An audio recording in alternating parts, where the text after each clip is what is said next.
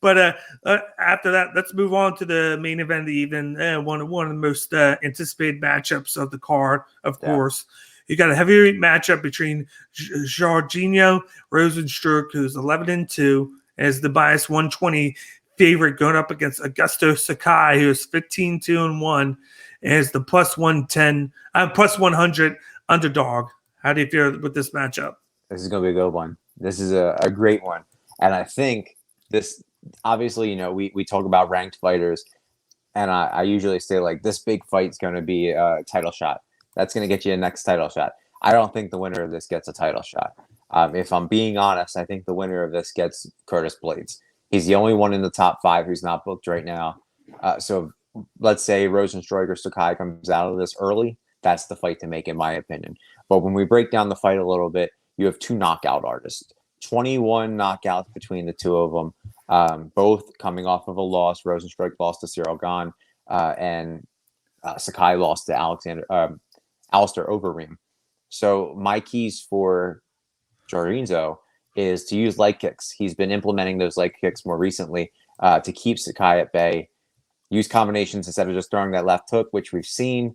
I kind of expect this fight to kind of play out like the Overeem Rozenstruik fight. Not in the sense that it's going to be a last minute knockout, but I think it's going to be a grueling one. Push the pace, get his back to the cage, and then go to work. I always think that Rozenstruik is a small fighter. For some reason, he looks small in the cage.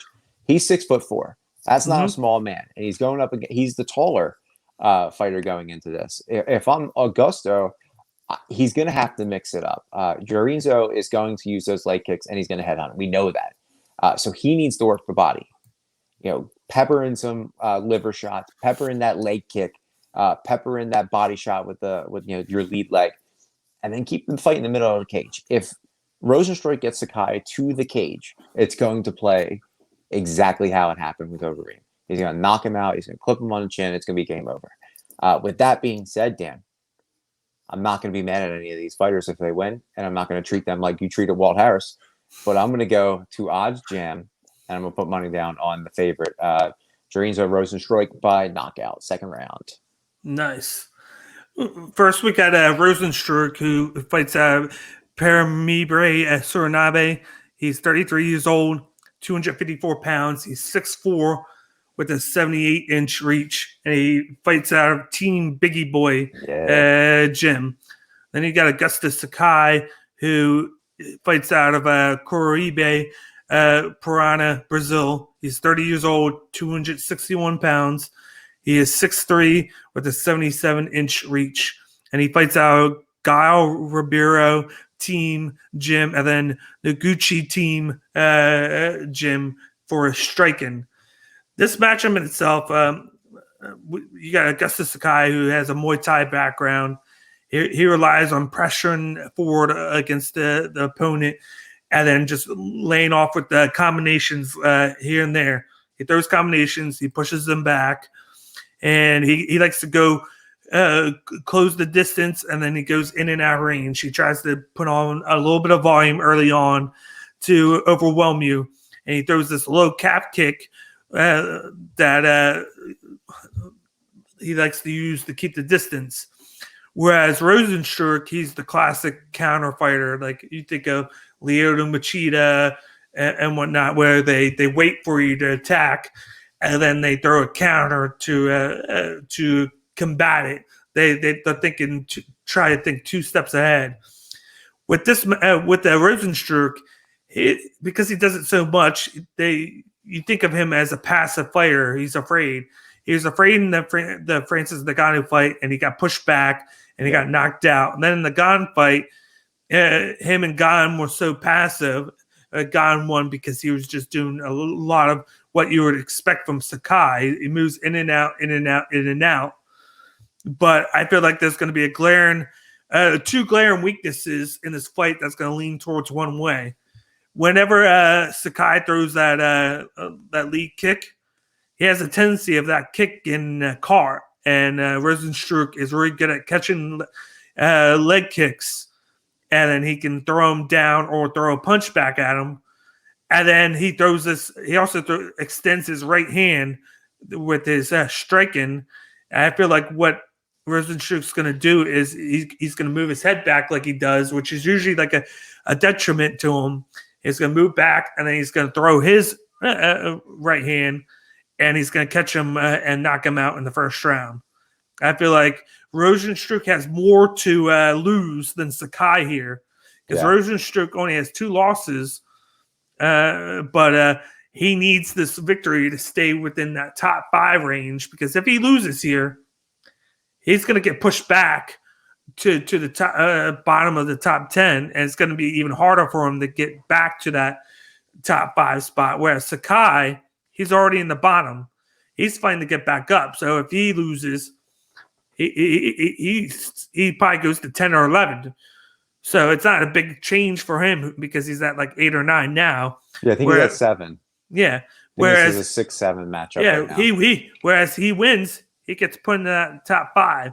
So he has a lot to gain, and not much to like fear about. Whereas I think Rozenstruik's the opposite. He has little to gain because there's all those guys in front of him, but he has a lot to lose. Yeah. So I'm gonna go with the first round knockout by Rozenstruik. Yeah, I mean, listen, we're on the same page, man. I think we went 6 for 6. This is a fight. This is a fight card, honestly, that I think I could get every fight wrong. I'm telling you, I'm not confident in any of my picks, but I went with my gut on a lot of them. But to your point about the rankings with this, you do have the 6 and the 7 guy, right? So if Rozenstruik loses, and he's already been there, right? So he's fought his only 2 losses are to the champion and I think number 3, right? So he's going to want to avenge those losses. Then you have Augusto who's trying to get there. If he wins, I think he just jumps spots. He takes number 6. But if Rozenstruik loses and Tybura wins, they're going to flip spots. You're going to go from 6 to 9 and 9 to 7. So you're right. Rozenstruik has so much more to lose from this than Sakai does. Sakai's just going to kind of stay where he's at. Where Rozenstruik, if he wins, he's going to stay where he's at as well, because nobody ahead of him is fighting on this card. So there's no rankings to kind of jump up. But do you think the winner of this should get Curtis Blades, or is that too much of a jump? I think yes. I think they should, because you're going to have a lot of movement going on. Yeah, we're still waiting. It looks like maybe we're going to get Derek Lewis going up against the champ, Francis Ngannou again.